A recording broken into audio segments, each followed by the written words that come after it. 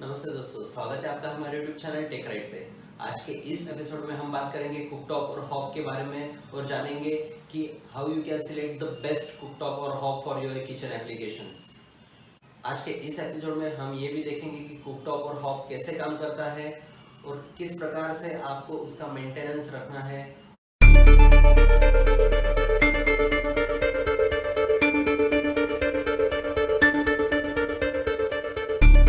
तो दोस्तों, सबसे पहले मैं आपको बताऊंगा हॉबटॉप के बारे में। तो ये देख सकते हो आप, एक कंपनी का हॉब मैंने परचेस किया हुआ है, तो इसी के बारे में आपको मैं अभी जानकारी दूंगा। तो ये बेसिकली 3 बर्नर हॉबटॉप है। बिल्ट इन गैस हॉब, हॉबटॉप या हॉब, ये एक ही प्रकार की चीज़ें है दोस्तों, जहाँ पे ग्रेनाइट पे कटआउट होता है और आपको सिर्फ एक सिंपल ग्लास दिखती है और ऊपर से बर्नर दिखते हैं, तो that product can be considered as a hob. तो मैं आगे जानकारी बताऊंगा कि कुकटॉप और हॉब में क्या डिफरेंस है, पर मैं पहले हॉब के बारे में बता देता हूँ, फिर बाद में हम डिफरेंस को कैप्चर करेंगे। हॉब इंस्टॉल करते वक्त ये जो नीचे की फ्रेम होती है, ये आप ग्रेनाइट कटआउट के नीचे भी रख सकते हो। कुछ हॉब्स ऐसे होते हैं, ये आप उसको टेबल टॉप यानी काउंटर टॉप भी बोल सकते हो, उसको लेग्स प्रोवाइड की होती है।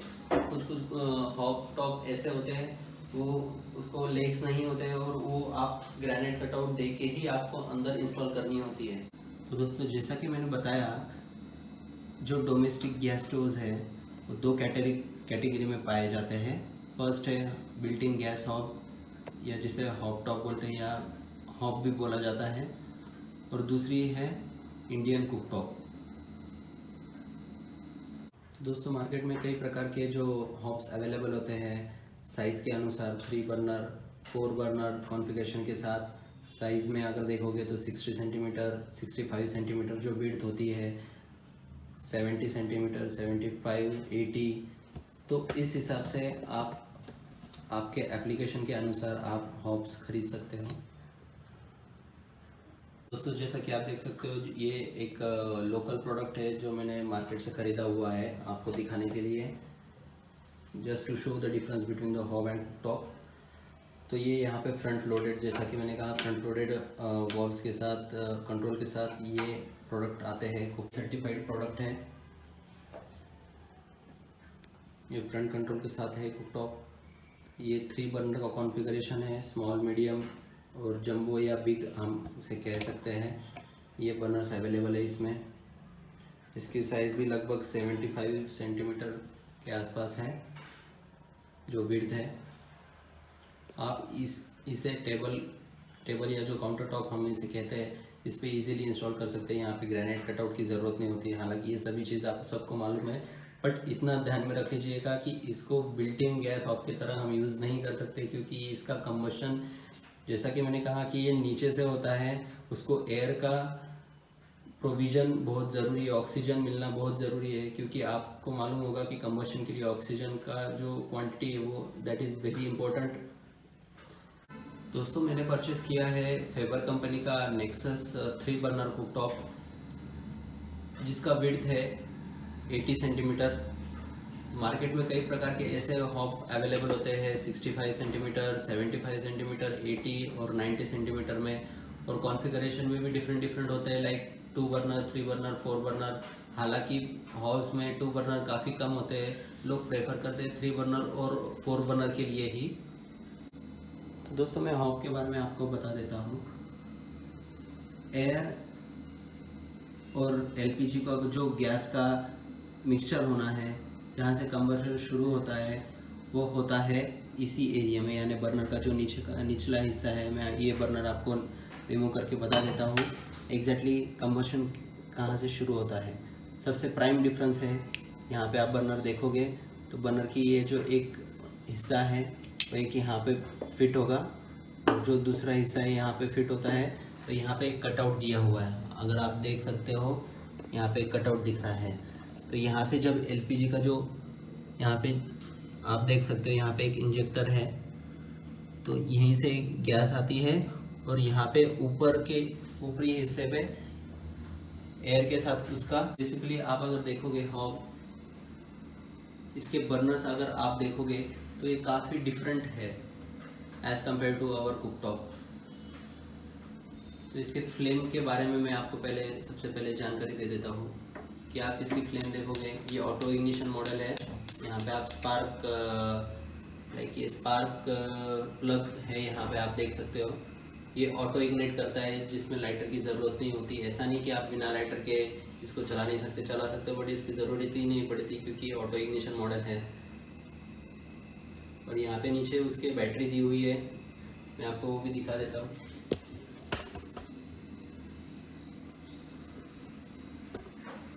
साथ मिक्सचर होता है और कंबशन स्टार्ट होता है। तो दोस्तों, gas hobs versus gas cooktop का जो प्राइम डिफरेंस है वो है वो जगह जहाँ पे एयर और गैस का मिक्सचर होके वो कंबशन स्टार्ट होता है। तो हॉब टॉप के बारे में अगर कहा जाए तो ये ऊपरी हिस्सा जो है वहाँ पे वो कंबशन स्टार्ट होता है। यहाँ पे एक स्क्रू हम देख सकते हैं, वो एक्चुअली स्क्रू ना होते हुए इंजेक्टर या जेट कहा जाता है, जिससे एयर का जो वहाँ से एलपीजी को जो गैस है वो निकलती है, तो एयर के साथ यहाँ पे जो कटआउट है यहाँ पे एयर के साथ मिक्स होके वो ऊपर फ्लेम स्प्रेड कर देती है और कंबशन शुरू होता है।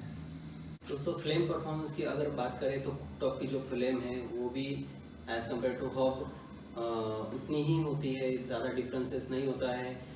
मान लो एक 3 बर्नर का जो अभी मेरे पास है उसका कैपेसिटी स्मॉल बर्नर का 1.5 किलोवाट, मीडियम बर्नर का 1.8 टू 2 किलोवाट होगा लगभग, और 2.2 किलोवाट उसका जंबो यानी बिग बर्नर का कैपेसिटी है। वही अगर हम हॉब के बारे में बात करें तो उसका भी कैपेसिटी लगभग अराउंड 1.4 या 5, स्मॉल बर्नर का 2.1 या 2.2 किलोवाट जो है वो है मीडियम बर्नर का, एंड 2.5 या 2.4 के आसपास किलोवाट के आसपास बिग बर्नर का। तो ये कैपेसिटी लगभग आसपास सही होती है इंडियन कंडीशंस के लिए। तो then I don't think so there will be a much difference between the flame performance.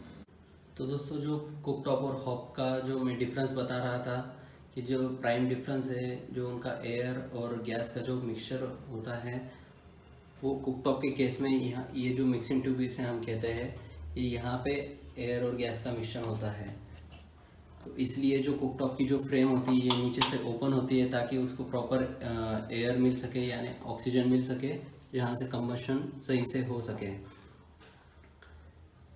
और हॉब के केस में यही फ्रेम जो है ये पूरी इनक्लोज होती है, क्योंकि मैंने जैसे कि मैंने कहा कि कंबशन जो है वो बर्नर्स के जो विसिनिटी में ऊपरी हिस्से में होता है। इसके अगर यहाँ पे आप देखोगे, यहाँ पे एक जेट रहता है इस साइड में, एक आपको स्क्रू दिखेगा इस साइड में, तो वहाँ पे एक होल होता है, वहाँ से गैस पास। तो जो डीसी कनेक्शन के साथ हॉब्स होते हैं उसमें एक ऐसे बैटरी दी जाती है ताकि आप यहाँ पे एक नीचे बैटरी बॉक्स होता है, कई जगह पे दूसरी जगह पे होता है, पर एक बैटरी बॉक्स दिया होता है, उसमें ये बैटरी फिट कर सकते हो आप, ताकि ये स्पार्क प्लग जो है ये ऑटो इग्नाइट मोड पे आप चला सकते हो। हॉब के इंस्टॉलेशन के बारे में जान लेते हैं। अगर आप बिल्ट इन गैस हॉब खरीदते हो तो आपको सही साइज़ का पता होना बहुत महत्वपूर्ण है। एक चीज़ का ध्यान रखिए, अगर आप हॉब इंस्टॉल कर रहे हो तो इसके आसपास ज़्यादा चीज़ें ना रखें। और यही चीज़ मैं कुकटॉप के बारे में भी कहूँगा कि आप ज़्यादा चीज़ें रखोगे तो उसका जो एयर और गैस का जो मिक्सचर है प्रोपोर्शनेट मिक्सचर होना चाहिए। अगर ज़्यादा चीज़ें आसपास रखोगे तो ऑक्सीजन नहीं मिलेगी और कंबशन प्रॉपर नहीं होगा। तो कंबशन अगर प्रॉपर नहीं हुआ तो येलो फ्लेम आपको हॉब या कुकटॉप में ज़्यादातर देखने को मिलेगी। अगर ज़्यादा ही आपका कंजस्टेड किचन है या काउंटर टॉप है तो अगर येलो फ्लेम अगर मिलेगी तो आपके बर्तन जो है जल्दी काले होंगे और गैस भी ज़्यादा जलेगी। तो ये बात को आपको ध्यान में रखना है, कौन सा भी गैस हॉब या कुकटॉप आप यूज़ करो तब। ग्रेनाइट का कटआउट जो नॉर्मली देना है वो आपको ये जो फ्रेम की साइज़ होती है, और most of the times manual में ये मेंशन किया हो जाता है कि कितना साइज़ का ग्रेनाइट का कटआउट आपको चाहिए होता है, या जो इंस्टॉलेशन का पर्सन आता है तो वो आपको वैसे भी कर देगा। पर अगर मान लो आप थर्ड पर्सन से इंस्टॉलेशन करवा रहे हो तो ये जान करके आपको होना बेहद ज़रूरी है। हॉब में दो टाइप के भी मॉडल्स होते हैं, लाइक एसी कनेक्शन के साथ कुछ होते हैं या कुछ डीसी कनेक्शन के साथ।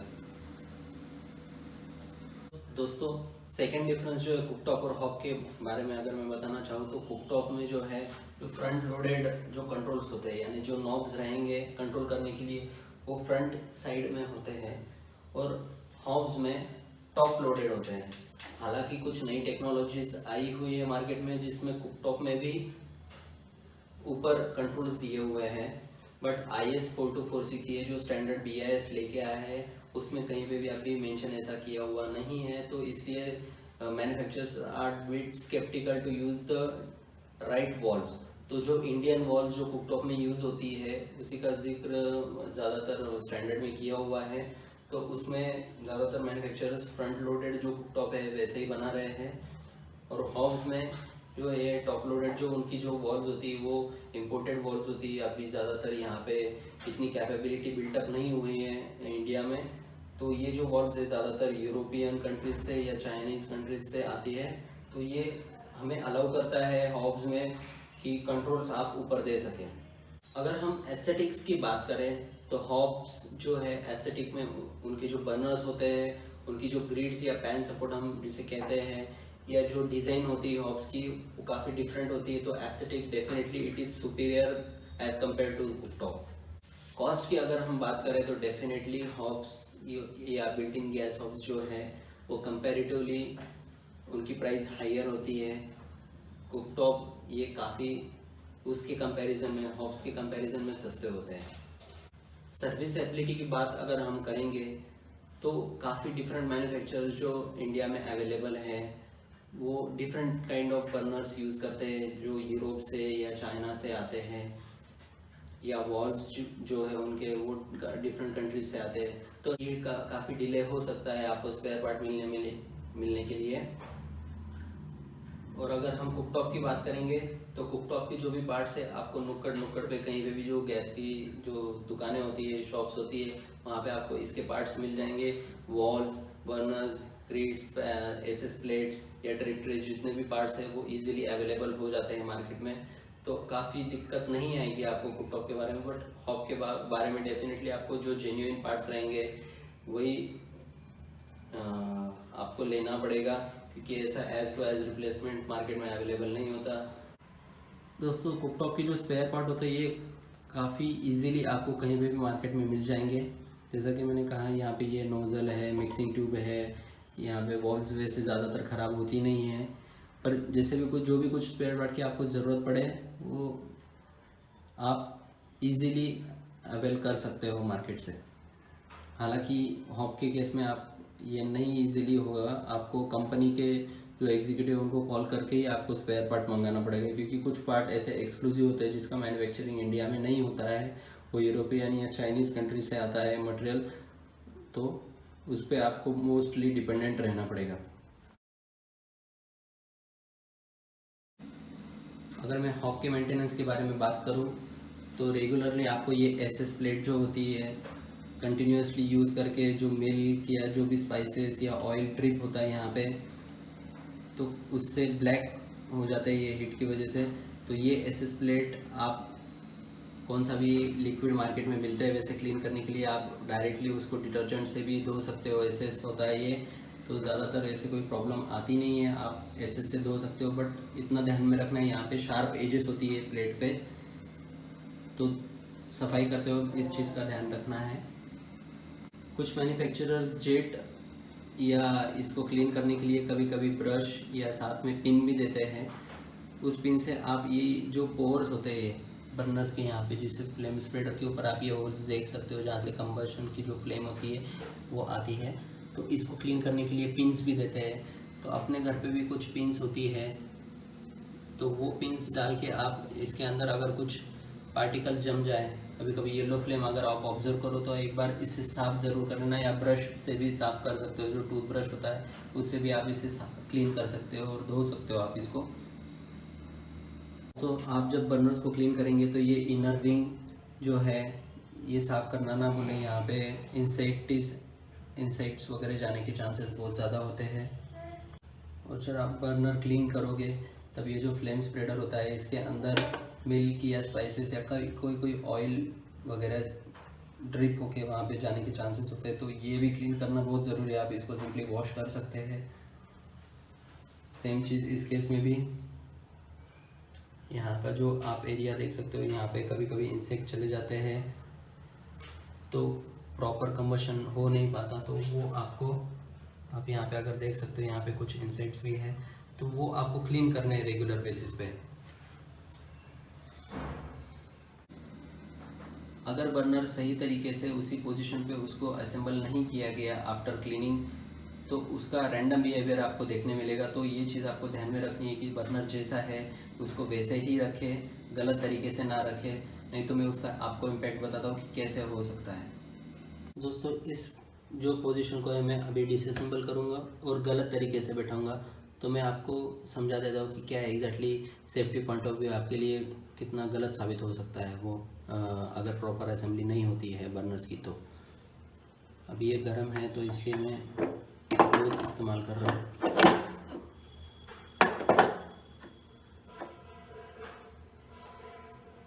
अभी सेफ्टी पॉइंट ऑफ व्यू यहाँ पे ऐसा कहीं पे भी इंडिकेशन नहीं कि ये गलत है असेंबली, यूज़र कहीं पे भी लगा सकता है उसको। तो दोस्तों मैं दिखाता हूँ, अगर सही पोजीशन पे बर्नर अगर ना बैठे तो क्या हो सकता है।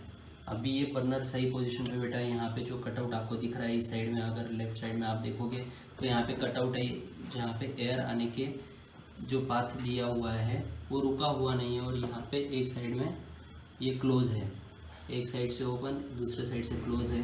तो ये इसकी सही पोजीशनिंग है। अगर हम इसी पोजीशन पे उसको आफ्टर क्लीनिंग अगर नहीं रखें तो क्या हो सकता है वो मैं आपको दिखाता हूँ। ये चीज़ एक्चुअली मैन्युफैक्चरर्स की गलत लगती है कि यहाँ पे अगर गलत असेंबली हो तो सबसे पहले वो यूज़र को अलाउ ही ना करे कि गलत असेंबली हो उसकी। अगर मान लो गलत हुई हो तो वो कुछ ऐसा इंडिकेशन दे या कुछ ऐसा डिसअसेंबल असेंबली में ऐसा आपको इंडिकेशन दे कि ये सही नहीं बैठ रहा है। पर इसमें अभी इस केस में हम अगर देखेंगे तो यहाँ पे अभी ये सही बैठ गया है। पर मैं आपको ये चीज़ दिखाऊंगा कि एग्जैक्टली अगर इसको मैं अभी चालू करूँगा बर्नर्स को तो क्या इम्पैक्ट होगा। देखिए आप देख सकते हो, और सेफ्टी पॉइंट ऑफ व्यू काफ़ी डेंजर हो सकता है। तो ये चीज़ आपको बेहद ज़रूरी है जानने कि ये क्लीनिंग करते वक्त बर्नर्स की असेंबली सही होना बिल्कुल ज़रूरी है। अगर बर्नर के बारे में बात करें तो बर्नर ये इजीली आप डिसअसेंबल और असेंबल कर सकते हो। इसका कोई रिस्ट्रिक्शन या कोई है नहीं कि अगर हमने गलत बैठा दिया तो इसका फ्लेम में कुछ डिफरेंस होगा। जैसे कि हॉप में मैंने कहा कि हॉप का जो बर्नर होता है उसको जो पोजीशन होगी वैसे ही पोजीशन होनी चाहिए, हम उसको अल्टर नहीं कर सकते मोस्ट ऑफ द केसेस में। और ये इंडियन कुकटॉप में ये एक खासियत अच्छी है कि ये जो पार्ट्स होते हैं आप कैसे भी असेंबल डिसअसेंबल कर सकते हो, कहीं से भी कौन सा भी पार्ट ला सकते हो और यहाँ पे आप बैठा सकते हो। It is not like that कि मैंडेटरी कि आप उसी मैन्युफैक्चरर का बर्नर यूज़ करें। इसे ग्रिड या पैन सपोर्ट कहते हैं। इसको भी आपको कंटिन्यूसली क्लीन करते रहना है वीकली बेसिस पे, ताकि अगर इसमें कुछ पार्टिकल्स यहाँ पे अगर मान लो ट्रिप हो जाते हैं तो ये फ्लेम अगर इसको टच करेगी तो इसमें फिर से येलो फ्लेम जनरेट होगी, और ये पीरियोडिक टाइम के बाद ये भी ख़राब होने के चांसेस होते हैं। मार्केट में कई प्रकार के जो हॉब्स है वो ऑटो इग्निशन मोड के साथ आते हैं। ऑटो इग्निशन मीन्स आप अगर देखें तो यहाँ पे एक वाइट कलर का एक एलिमेंट है, ये फायर रिटार्डेंट होता है, ये मेल्ट होता नहीं है। और यहाँ पे अंदर एक स्पार्क प्लग है, जैसा कि गाड़ियों में होता है, जैसे स्पार्क प्लग जो इग्नाइट करता है और फ्यूल और एयर को मिक्सचर को फ्यूल को इग्नाइट करता है, वैसे ही ये गैस को इग्नाइट करने का काम करता है और कंबशन स्टार्ट करता है। तो आपको मार्केट में जो ज़्यादातर बिल्ट-इन गैस हॉब्स मॉडल या hop top model auto ignition mode के साथ ही मिलेंगे, जो कि एक अच्छी टेक्नोलॉजी है। इसमें लाइटर की ज़रूरत नहीं पड़ती, आप ऑटोमेटिकली इसको स्टार्ट कर सकते हो और ये फ्लेम शुरू हो जाती है।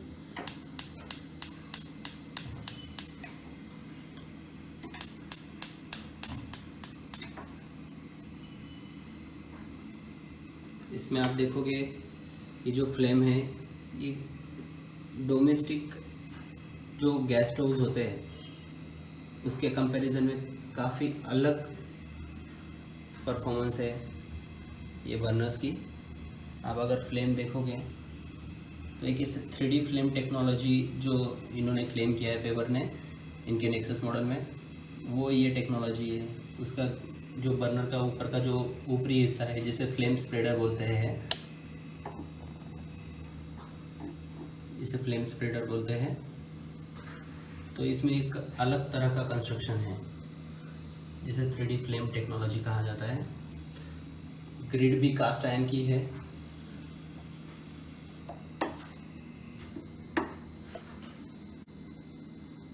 नॉब्स भी जो है ज़्यादातर जो शॉक प्रूफ होते हैं, यानी जब स्टार्ट होता है तब आपको कोई शॉक लगने के चांसेस काफ़ी कम होते हैं या नहीं होते।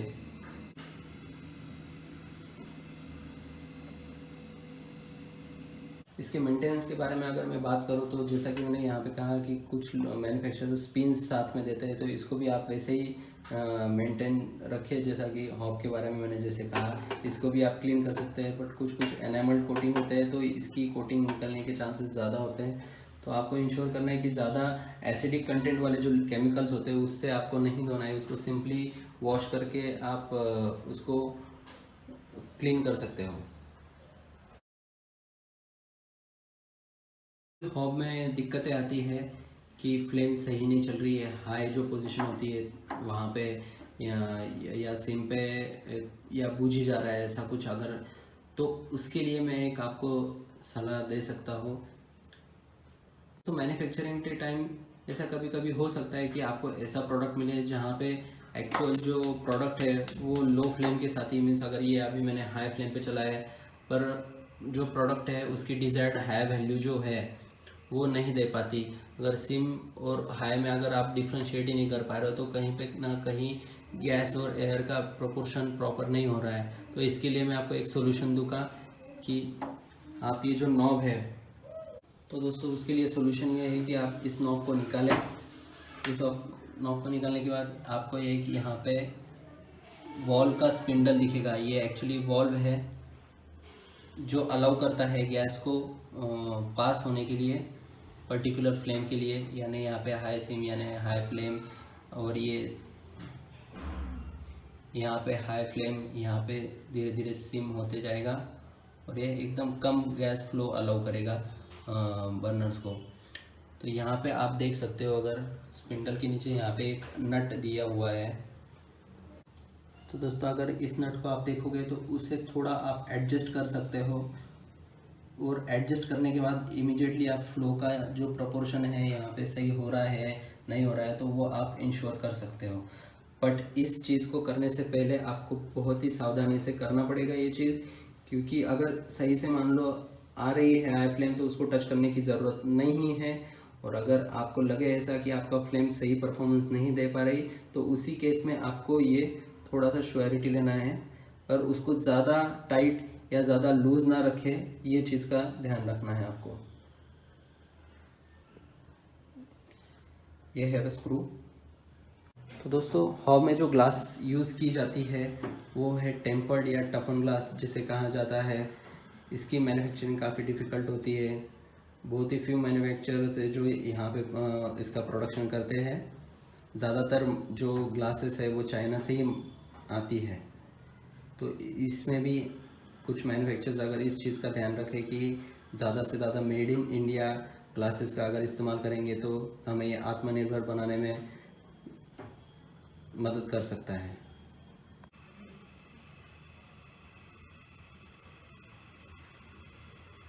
टॉप लेने के बाद सबसे पहले आप चेक कर लीजिए कि कोई कुछ डैमेज तो है नहीं।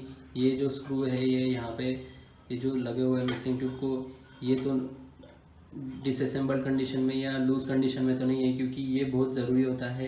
तो आप जब कुकटॉप आप घर पे लाओगे तो भी इसकी प्रॉपर फिटमेंट चेक कर लीजिए। और ये जो एसएस प्लेट है यहाँ पे, ये जो मिक्सिंग ट्यूब का जो है ये भी स्क्रू और नट उसके प्रॉपरली टाइट है क्या नहीं, ये आपको सब चेक करना है और तभी आपको ये ऑपरेट करना है। आप ये अगर वॉल्स देखोगे तो ये है इंडियन वॉल्स। यही अगर वॉल्स हम अगर देखेंगे हॉब में तो ये स्ट्रेट वॉल और छोटी सी वॉल होती है। आपके केस में मैंने जैसा बताया कि अगर फ्लेम का परफॉर्मेंस सही नहीं है तो आप उसको एडजस्ट कर सकते हो। इसके केस में भी यहाँ पे जो नीचे वॉल्स होती है, यहाँ पे एक नीचे छोटी निटिंग पिन होती है, मैं आपको वो दिखाऊंगा। उससे भी आप थोड़ा फ्लेम एडजस्ट कर सकते हो, बट उससे खेलने की कोशिश मत कीजिए क्योंकि ज़्यादातर ये प्री इंस्टॉल्ड ही उनका जो परफॉर्मेंस होता है वो सही होता है। ये एफिशिएंसी चेक करने के बाद या फ्लेम परफॉर्मेंस चेक करने के बाद ही आपको ज़्यादातर मिलती है। लैपटॉप का जो डिज़ाइन होता है, यानी कि आप ग्रिड देख सकते हो, काफ़ी इंडियन जो कुकिंग होता है उसके लिए सूटेबल होता है। यहाँ पे आप अगर ग्रिड्स भी देखोगे तो यहाँ पे टेपर होता है, तो आपने जो सर्कुलर पॉट्स होते हैं, यूटेंसिल्स होते हैं, उसके लिए वो काफ़ी पॉइंट्स को सपोर्ट भी कर सकते हैं। लाइक तवा वगैरह हम जो किचन में यूज़ करते हैं वो उसको सपोर्ट करता है। और कुछ बिल्ट इन गैस ऑफ्स ऐसे होते हैं उसके जो पैन सपोर्ट होते हैं वो सपोर्ट नहीं करते। जो सर्कुलर जो पैन्स रहते हैं जो जिसका थोड़ा सा कॉन्वेक्स शेप रहता है नीचे, तो वो सपोर्ट नहीं कर पाते। तो ये चीज़ भी आपको ध्यान रखनी कि जब आप पैन सपोर्ट चूज़ करोगे, सिलेक्ट करोगे, तो उस पर जो कॉन्वेक्स शेप के जो अपने तवे या बर्तन होंगे वो वहाँ पे सही से फिट हो रहे नहीं हो रहे, वो भी आपको चेक करना है। नहीं तो हालांकि कुछ लोग लेके आते हैं कि अरे यूरोपियन या इम्पोर्टेड प्रोडक्ट है, हम इसको परचेज़ करेंगे, इसकी क्वालिटी ज़्यादा होगी अच्छी, तो ऐसा ज़रूरी नहीं है। आप आपके कंडीशंस के हिसाब से आपको प्रोडक्ट सिलेक्ट करना है। तो आप जब इसे रखेंगे आप किचन के काउंटर टॉप पे, काउंटर पे, तो इतना ध्यान में रख लीजिए कि इसके विसिनिटी में या आजू बाजू ऐसे ज़्यादा सामान ना रखे, थोड़ा सा खुला रखे, तो उसका जो परफॉर्मेंस रहेगा फ्लेम का वो सही रहेगा। तो दोस्तों, कॉस्ट, सर्विसेबिलिटी और जो कंडीशंस है इंडिया एनवायरनमेंट की या जो यूसेज है किचन में, उसको मद्देनज़र रखते हुए I will recommend cooktop is the best solution for your kitchen. Friends, as a YouTuber like me, we take a lot of efforts to create such a videos. We give our opinions, we give our recommendations, solutions, we give our experimental workout in front of you. So please support us, please share this video, like and subscribe our YouTube channel.